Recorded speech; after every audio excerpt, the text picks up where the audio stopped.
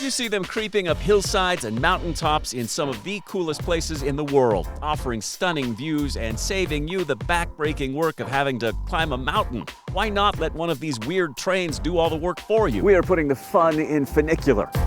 That's what they call these things. Why are they called that? Where is the steepest one in the entire world? Which city has the most funiculars or the most historic funicular? We are taking you for a ride in this episode of Window Seat. No matter where you're going in the world, you should be on the lookout for those hill-climbing, mountain-scaling trains, because a trip on one of these makes your travels all the more memorable. And we're about to reveal the top 5 that are the very, very best. From Switzerland to Santiago, we are taking you on the best funiculars in the entire world in this episode of Window Seat.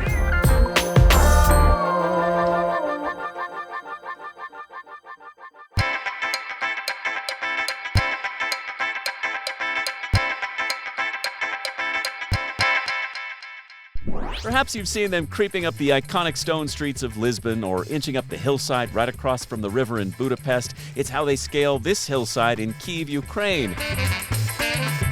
And how snow lovers traverse the alpine terrain of Austria. Funiculars are cable railways that climb tracks laid on steep slopes. A pulley, well, pulls them uphill. And you, the tourist, get to enjoy a ride that seems almost gravity-defying. Folks have been getting around like this since the 1820s, from Eastern Europe to the Southern Hemisphere. We are taking you to the very top of this very popular South American city in this episode. Which is where we start our countdown. First up, on our top funiculars in the entire world, we head to Santiago, Chile. It is one of the great attractions in a truly fantastic city. The line forms in the beautiful Santiago Metropolitan Park below, which is always bustling with people and excitement. Be prepared. The line is long, but it moves quickly, and before you know it, you and a few dozen friends are on board and getting pulled up a mountainside while taking in some breathtaking views. That was cool. I mean, you take a funicular, I mean, they're all similar, but the views outside of this are amazing. I mean, you look at the mountains just outside of the city here, I think it's just west of the city, and that's why there's so many people that come here to ski. I mean, we saw them at our hotel, we've seen them all over the place. It's pretty crazy. And then you see the city below. It provides a great view. It's great. You get on that funicular and it's a pretty short ride up. Great views on all sides. You look out the top, you get a gorgeous view of the sky. You look off to the one side and you see these snow-capped mountains. It's so crazy. And yet the whole time you're going up, you're not only seeing mountains, but you're also seeing palm trees, which is such an enigma, I think. It's very cool. You get the best of both worlds in this city. And then once you're at the top, you can just look down on that massive city of millions below and really take in the scale of this place and appreciate its beauty and its massiveness. The funicular is so special, they declared it a national monument back in the year 2000. It is a treasure in this great city, and it dumps you out atop San Cristóbal Hill, where you can take in this Virgin Mary statue, and this outdoor amphitheater, and this small chapel, and this memorial garden. There is lots to see and do up here, and the funicular is the best way to make the trip. From Santiago, Chile, next up on our list, we head to the wonderful Budapest, Hungary. What can you say about Budapest? It is one of the most magnificent cities in Europe. That iconic Parliament building, the wide-flowing Danube River, the chain bridge, and the famous Buda Castle high above the city. But it has a very famous mode of transportation, too, the Budapest Castle Hill Funicular. First opened in 1870, it was the second ever built in Europe, and it almost didn't survive the war that tore this continent apart. The cars and terminals were destroyed by bombs in World War II. The train was dismantled, but reconstruction was dreamed up in the 1960s, and finally, in 1986, the line was fully reopened. The train carries visitors 312 feet up the hillside, 24 people at a time. The trip takes just a minute and a half, but to see these views in this iconic city will make it a very exciting 90 seconds for you.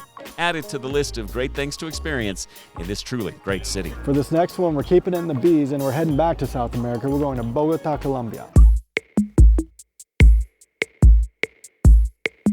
There is a very imposing mountain in Bogotá, one that thousands of Christians climb every year on a pilgrimage to the iconic chapel atop Monserrate. Okay, not gonna lie, we have given serious debate to turning around, stopping, but...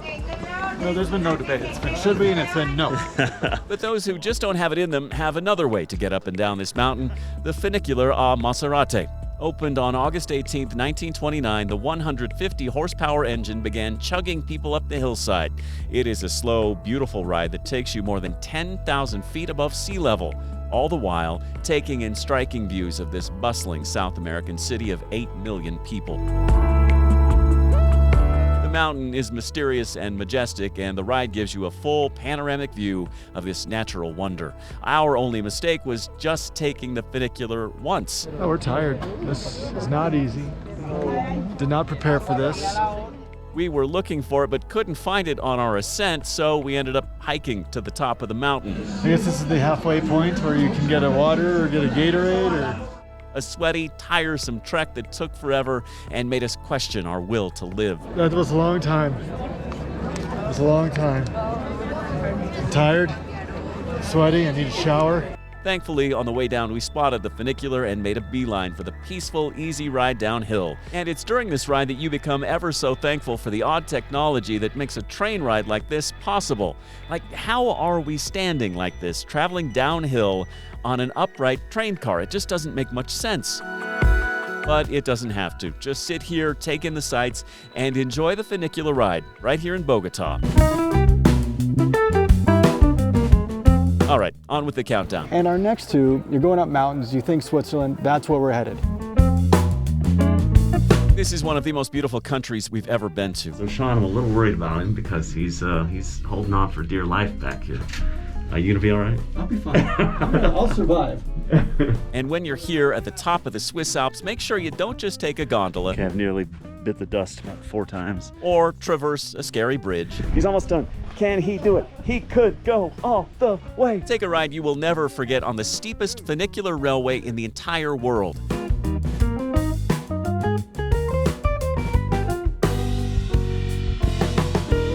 Passengers ferried nearly a mile into the sky aboard perhaps the most modern, futuristic-looking funicular on planet Earth. This is a technological marvel, reaching a grade of 47 degrees. The train makes the impossible happen, and those spherical cabins adapt to the grade perfectly, allowing passengers to stay upright at all times. The journey to the top takes up to 7 minutes and travels over 2 bridges and through 3 tunnels, and a natural paradise awaits you at the top, the holiday village of Stoosbahn, nestled in the alpine landscape of central Switzerland. Depending on the season, you can ski or hike up there, or just enjoy nature. If you're traveling to one funicular in the entire world, you might want to make it this one. And finally, we could not do this list without including perhaps the most famous funicular on the planet, the Gelmerbahn funicular. With an incline of 47%, it was the steepest funicular in Switzerland and Europe until the Stoosbahn came along. Originally built to facilitate the construction of a reservoir, it wasn't open for public use until 2001. Now, it's one of the most thrilling funicular rides in the world, drawing hordes of visitors from June to October while the weather allows. If you're traveling to this beautiful country, make sure you ride the Swiss Alps on this unforgettable open-air funicular. So there you have it, our list of the best funiculars in the world, from Budapest to Bogota, Switzerland, to right here in Santiago. If you want to see these cities from the very top, get on that train that goes up the mountainside and drink it all in. That's it for this episode of Window Seat. I hope you liked what you saw. What do you think of our list? Would you make changes to it? Let us know in the comments below. Also, be sure to like and share, and if you'd be so kind, hit subscribe so we can continue to share our adventures from all over the world as we travel to every country on the globe. So stick right here, hit subscribe, you'll see it all along the way. That's it for this episode. Brand new episode next Friday morning, 8 a.m. Eastern. In the meantime, enjoy one of these other episodes from Window Seat.